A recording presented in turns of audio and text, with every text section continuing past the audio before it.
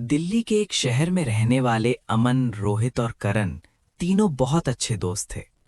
तीनों एक ही कॉलेज में पढ़ते थे और एग्जाम्स के बाद उनकी छुट्टी चल रही थी।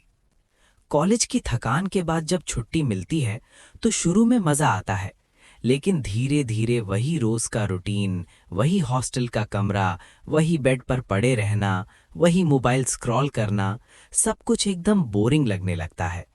रोज सुबह उठना, फोन चेक करना, रील्स देखना और शाम तक बस टाइम काटना। तीनों को लग रहा था जैसे जिंदगी रुक सी गई हो। एक शाम हॉस्टल के रूम में बैठे हुए रोहित ने अचानक कहा, यार कहीं घूमने चलते हैं, दिमाग फ्रेश हो जाएगा। उसके चेहरे पर एक्साइटमेंट थी, जैसे उसे सच में इस बोर्डम से निकलना हो।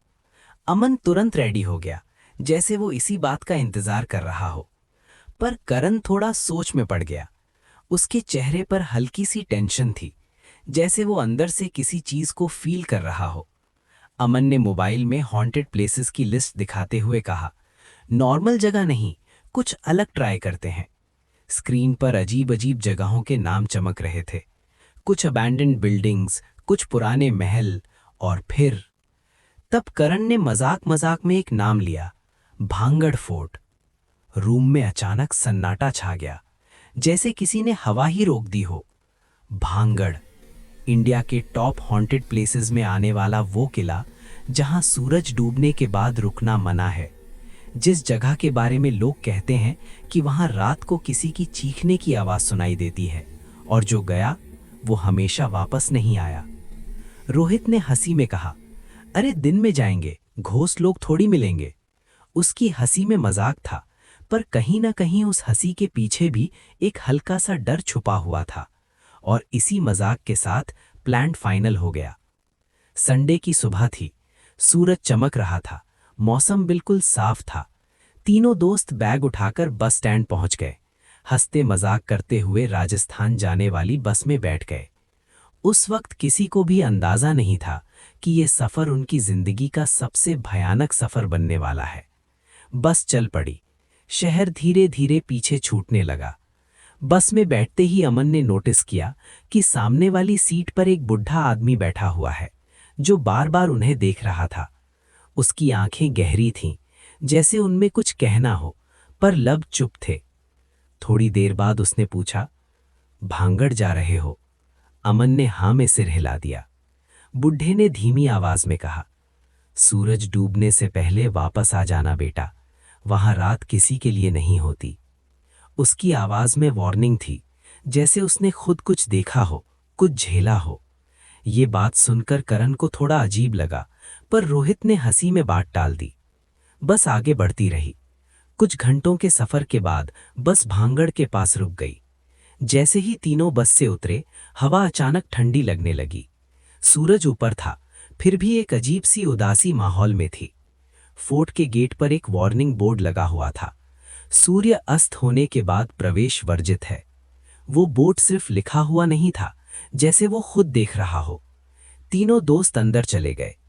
अंदर जाते ही लग रहा था जैसे आवाजें घुल गई हों, न पंछियों की चिलचिल, न हवा की सरसराहट, सिर्फ उनके कदमों की गूंज।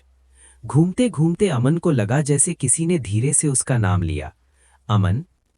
उसने पीछे देखा, कोई नहीं था। रोहित ने कहा, पागल हो गया है क्या, दिमाग का वहम होगा। पर करण का चेहरा सफेद पड़ चुका था। उसे बार बार लग रहा था जैसे कोई उन्हें देख रहा हो। थोड़ी देर बाद उन्होंने देखा कि उनके शैडो ठीक से नहीं पड़ रहे थे। उनका साया उनके साथ चल ही नहीं रहा था। अमन ने फोन निकाला, पर नेटवर्क गायब था। करण ने घबरा कर कहा, यार अब चलते हैं, ये जगह ठीक नहीं लग रही। पर अमन ने कहा, बस थोड़ा और, इतनी दूर आए हैं। तभी अचानक करण पीछे रह गया, सिर्फ कुछ सेकंड्स के लिए। जब रोहित और अमन ने मुड़कर देखा, करण वहां नहीं था। करण, कहाँ है तू? अंदर से आवाज आई, यहीं हूं। पर आवाज करण जैसी नहीं थी, उसमें एक अजीब सा खिंचाव था। धीरे धीरे सूरज डूबने लगा, अंधेरा छाने लगा, फोर्ट का माहौल बदलने लगा, दीवारों से फुसफुसाहट आने लगी। रोहित और अमन घबरा गए और गेट की तरफ भागने लगे। पीछे से किसी औरत के हंसने की आवाज आई, जैसे कोई कह रहा हो, यहां से कोई अकेला नहीं जाता। किसी तरह दोनों बाहर निकले और जमीन पर गिर पड़े। गार्ड उनकी तरफ दौड़ा। उसने पूछा, तीसरा लड़का कहाँ है? दोनों चुप रहे। करण कभी बाहर आया ही नहीं। कुछ दिन बाद अमन और रोहित दिल्ली वापस आ गए। पुलिस इन्वेस्टिगेशन हुई, पर करण का कोई पता नहीं चला। केस बंद हो गया। पर कहानी यहीं खत्म नहीं होती। रोहित ने धीरे धीरे नोटिस किया कि अमन बदल रहा है। रात को वो अकेला बैठकर किसी से बात करता। कभी कभी उसकी आवाज बदल जाती। एक रात रोहित ने मिरर में देखा, अमन मुस्कुराते हुए बोल रहा था, भांगड़ से कोई अकेला नहीं लौटता।